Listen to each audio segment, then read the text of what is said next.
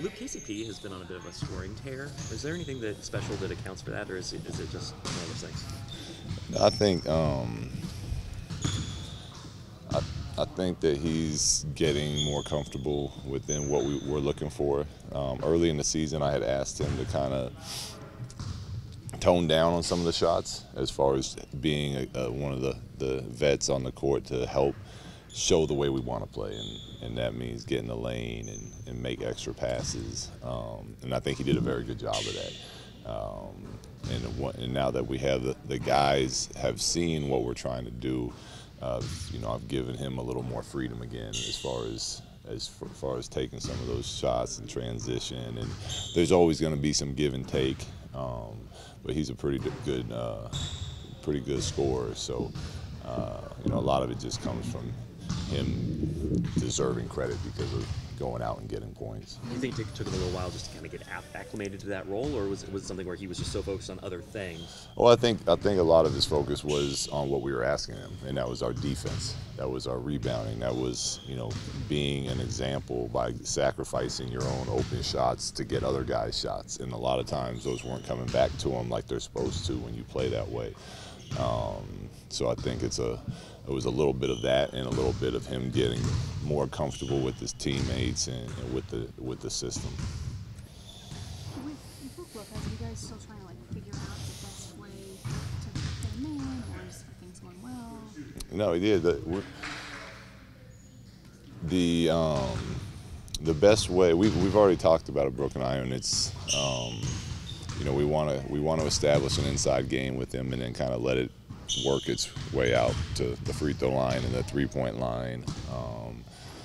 We're on the same page with all that. Some of the low minutes just come from the fact that a lot of teams play small ball the entire second half, or once that first unit in the third quarter comes out, they never go back to a traditional center again. And some of it is because Julius has been playing so well at that 5 spot in our switching defense. So there's obviously different variables that come into it, but he's fine.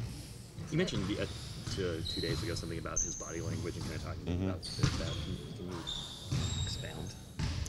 Well, he's one of the older guys on the team, and when he gets frustrated, I think he's he takes it personal, and he's not doing it to be negative on the team. I think a lot of times when his head goes down or he's shaking his head, it's because he's disappointed in something he did.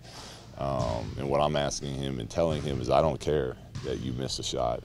I don't care I care that you may, if it's a mistake, but either way, we need for a young team like we have, we need to not just you, but you as someone that can set an example. We need to keep our body language up and positive no matter what's going on out there.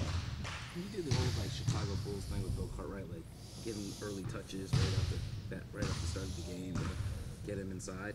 You said, can we? Yeah, or do you think about? I think yeah. No, the last game we tried, we went to him first play, and Brandon decided to shoot it.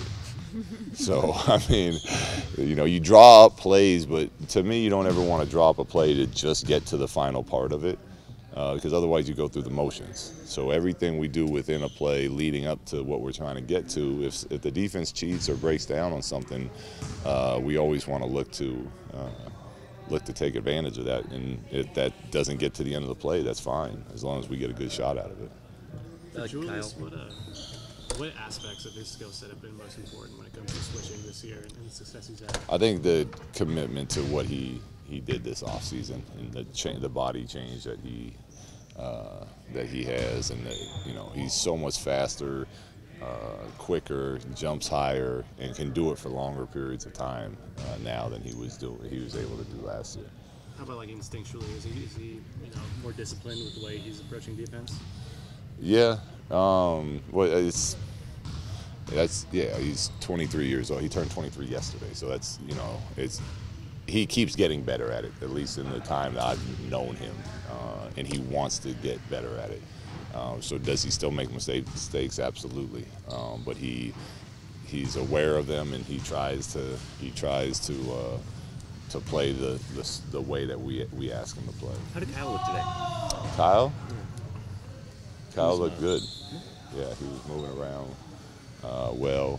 we were going to limit him in practice, but he did some phases before practice as far as with the training staff and running and spot shooting, and then as he went through practice, he felt fine and wanted to keep going. So Marco came out and talked to him and tested him and cleared him to do some of the contact stuff, and he was fine with all that too. So obviously with the back, we're about to get on a plane to Denver, so there's always that chance it stiffens up again.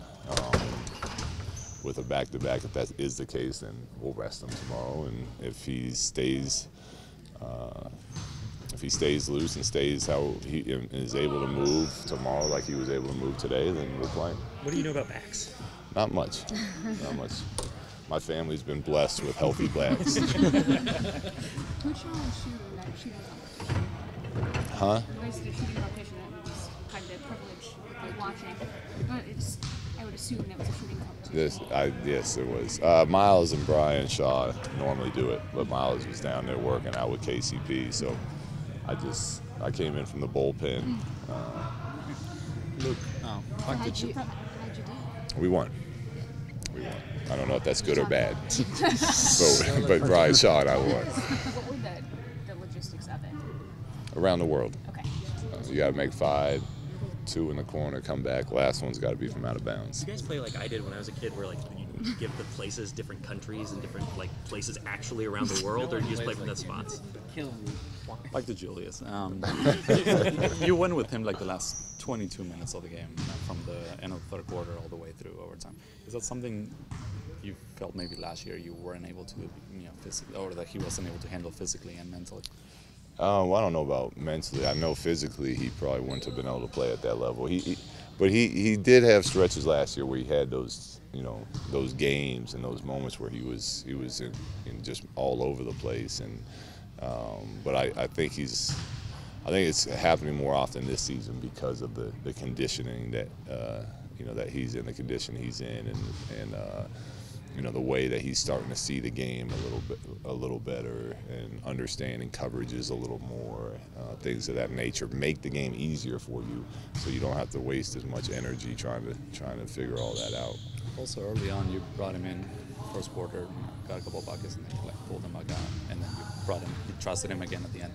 Can you share a little bit of what happened there, and if you liked how he responded to that? I love how he responded.